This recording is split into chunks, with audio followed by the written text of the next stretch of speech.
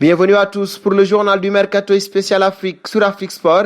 Et c'est parti pour ce numéro du Mercato des joueurs africains avec d'abord Arnaud Kalimuendo. Ce dernier plaît au dirigeant du club italien de Pescara, sociétaire de la Série B, deuxième division du championnat d'Italie. Mais le joueur formé au club de la capitale ne compte pas partir, même si Thomas Tuchel ne lui garantit pas le temps de jeu avec la pléiade de stars offensives que le PSG dispose. Ce qui est sûr, il est moins probable que le club de la Ligue 1 se sépare si vite d'un jeune prometteur qui a montré des signaux positifs depuis son intégration en pré-saison et encore moins après avoir libéré Eric Maxime Choupo-Moting, seconde option sur le poste d'attaquant.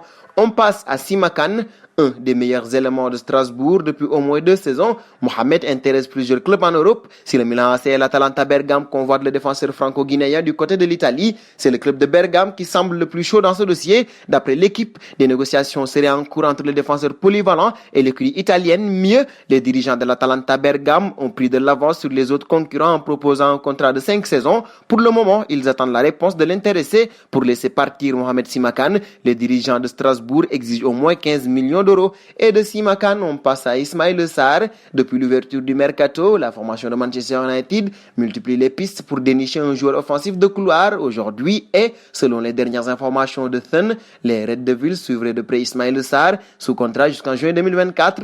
L'international sénégalais de 22 ans souhaite quitter Watford durant cet été. Les Hornets ne s'opposeront pas à son départ. Un prix de départ de 55 millions d'euros aurait même été fixé par les dirigeants anglais. Pour rappel, le natif de Saint-Louis au Sénégal était arrivé à l'été 2019 en provenance du Stade Rennais pour près de 30 millions d'euros. Une dose anecdote mercato avec Minala. Lancé dans le Grand Bain en 2014 par la Lazio Rome à seulement 17 ans, Joseph Minala avait rapidement fait la une des journaux du monde entier en raison de rumeurs l'accusant d'avoir en réalité 41 ans. Ces supputations infondées et basées sur la seule apparence physique du joueur ont nui à sa carrière. C'est du moins ce qu'affirme l'actuel milieu de terrain du Guangdao Nguyen FC en Chine où il est prêté par la Lazio. J'ai eu des opportunités dans certains clubs, mais ça ne s'est pas fait à cause de cette affaire qui a freiné ma carrière et qui freine encore ma carrière. C'est une image que certaines personnes ont malheureusement sur moi. J'ai eu la possibilité d'aller en France, d'aller au Paris Saint-Germain à l'époque, mais ça ne s'est pas fait, a déploré le Camerounais de 24 ans dans une interview accordée à l'AFP.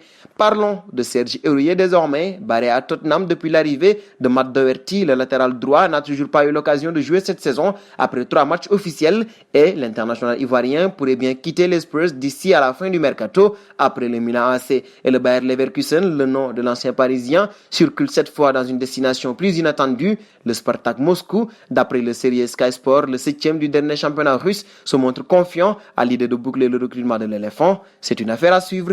Et de Serge Aurier, on passe à Moussa Wagué. Le FC Barcelone et le PAOK de Salonique ont trouvé un accord concernant le prêt du Sénégalais pour la saison 2020-2021. Le club grec prendra le salaire du joueur à sa charge. Moussa Wagué a débuté en équipe première avec le Barça le 13 avril 2019 lors de la 32e journée de Liga contre USK.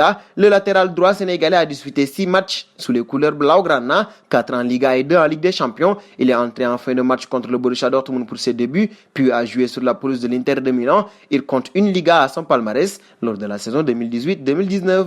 Dernier point du journal avec Kalidou Koulibaly. The Telegraph a fait une annonce forte et surprenante. Paris aurait pris de l'avance dans ce transfert qui coûterait 80 millions d'euros. Le PSG prend de l'avance sur Manchester City dans la course pour Koulibaly et est confiant à l'idée de recruter le Sénégalais. City est intéressé par ce dernier, mais le champion de France a progressé dans l'idée d'en faire la recrue défensive avec un transfert d'environ 80 millions d'euros. Jules Koundé est dorénavant ciblé par le coach Pep Guardiola alors que le transfert de Koulibaly semble compliqué. Même si City a montré son intérêt, il n'est pas encore question de contact entre les deux clubs puisque les discussions se sont passées qu'à travers des intermédiaires. Il a été indiqué que le PSG est plus avancé dans le recrutement de Koulibaly. City a aussi ciblé José Jiménez pour la défense centrale. Nous terminons avec la question du jour. Le Spartak Moscou serait une bonne destination pour Serge Aurier? Vos réponses seront entendues en commentaire. Et c'est donc terminé pour ce journal du Mercato spécial joueurs africains. Chers amis internautes qui nous suivent un peu partout, la famille Afrique Sport s'élargit de jour en jour. Pour nous aider à faire grandir notre chaîne, n'hésitez pas à vous abonner sur Afrique Sport. C'est pour ne rien manquer du marché des transferts.